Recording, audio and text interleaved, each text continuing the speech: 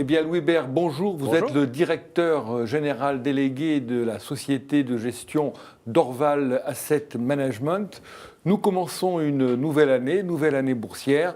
Première question, peut-on vraiment se fier aux pronostics des experts boursiers en début d'année, en sachant qu'une fois sur deux, en fin d'année, on se rend compte que souvent, on est très éloigné de la réalité?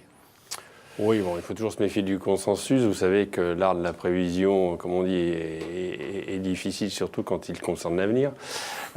Ceci dit, généralement, le consensus porte sur une progression de 10% quand les gérants sont optimistes. C'était le cas l'année dernière. Finalement, l'Eurostoxx 50 a progressé quand même de 4%, dividende réinvesti. Je crois que s'il n'y avait pas eu l'épisode grec de toute fin de cette année 2014, on aurait pu tangenter ce chiffre.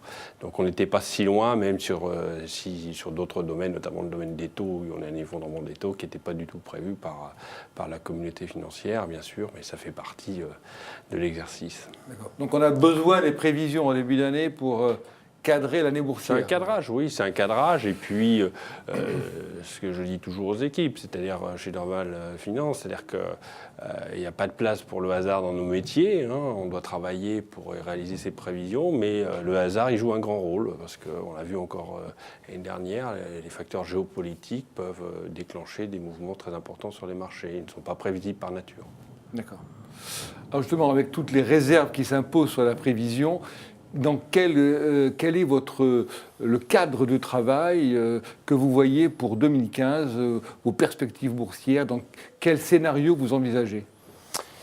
Le scénario se présente plutôt bien pour l'économie européenne, dans la mesure où on bénéficie maintenant d'un effondrement du prix du baril. C'est quand même très notable, ça bénéficie donc aux consommateurs. On tangente les $50 le baril, c'est quand même un impact, un contre-choc pétrolier qui va être énorme.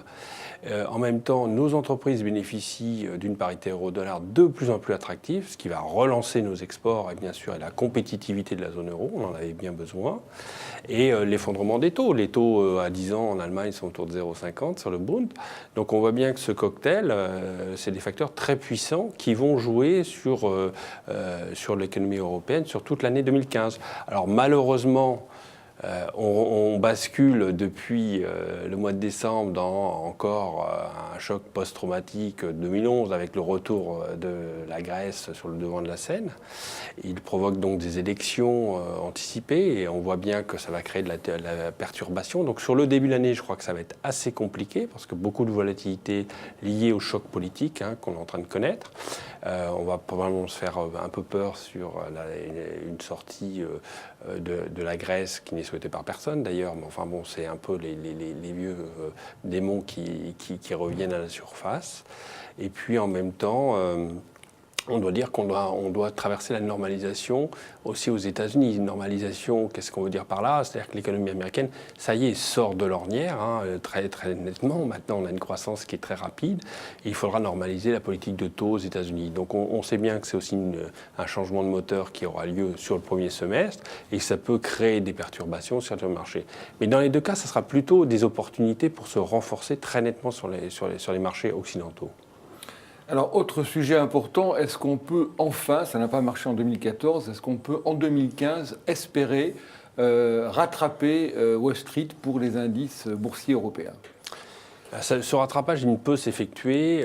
Le potentiel, il est là. On le voit bien pour toutes ces raisons. Il y a une valorisation qui est en retard, comme vous le mentionnez. Mais il ne peut s'effectuer qu'à une stabilité politique. C'est-à-dire qu'on voit très clairement, depuis octobre 2014, il y a eu quand même des sorties massives des anglo-saxons sur les marchés européens. On imaginait qu'ils pouvaient revenir un peu plus vite sur nos marchés en 2015. La décision de Samaras de provoquer des élections, finalement, aujourd'hui retarde ce retour. Au contraire, éloigne un petit peu plus les arbitrages des grands allocataires de fonds de pension américains, parce que c'est eux qui vont faire le rattrapage sur la zone euro. Et donc, ça n'interviendra probablement que dans une deuxième partie de l'année. C'est-à-dire qu'une fois qu'on aura aussi eu les publications des sociétés, parce que les sociétés européennes, là, pour le coup, peuvent surprendre très positivement sur leurs résultats 2015. Alors justement, on va avoir les premières publications de résultats aux États-Unis et ensuite en Europe. Pour ce qui est de l'Europe, est-ce que tous ces facteurs positifs, baisse des taux, baisse du pétrole et baisse de l'euro, est-ce qu'on va le voir rapidement dans les résultats ? Oui, on va le voir déjà en partie dans les résultats et surtout dans le discours. Et comme vous le savez, les investisseurs achètent quand même en anticipation et ça, on le verra sur ce début d'année 2015. Il y aura bien sûr un discours plus positif lié à ce ballon d'oxygène que représente le contre-choc pétrolier, plus l'effet monétaire et l'effet de sourcing de coût de l'argent. Hein. Donc ça va se diffuser progressivement, mais dans le discours, on va déjà avoir un changement de tonalité qui ne devrait pas tarder. D'accord. Alors pour terminer, quelle valeur vous privilégiez pour 2015 ? Alors, sur 2015, il faudra faire un peu de stock picking, puis se tourner sur des valeurs françaises qui ont des atouts à l'étranger, à l'international, qui vont bénéficier effectivement notamment de cet attrait du dollar. Et je pense à une petite société comme Lectra, qui est leader dans son domaine, et donc qui devrait réserver des bonnes surprises sur des publications de résultats sur l'année 2015. On espère qu'avec justement cet environnement macroéconomique, on ait des révisions. Lectra, ce sont des machines techniques. Exactement, des machines de découpe en fait très perfectionnées et ils ont une avance technologique par rapport à leurs concurrents et maintenant ils sont d'ailleurs implantés en zone euro qui a un avantage compétitif puisque l'euro se déprécie relativement vite face aux compétiteurs américains. Donc ça c'est un point ou chinois. Donc ça c'est un point important. Une deuxième société aussi qui doit bénéficier de cet effet monétaire et en même temps de l'écroulement des prix de l'énergie, c'est Solvay. Enfin, on pense à tout ce qui est chimie européenne, qui avait souffert pendant des années face à la compétition américaine, puisque les Américains avaient accès au shale gaz, une énergie très bon marché. Nous, n'ayant pas de shale gaz, on était vraiment défavorisés. Donc entre le cocktail dollar plus effondrement du prix des barils, normalement, on doit retrouver sur un impact positif sur ces comptes.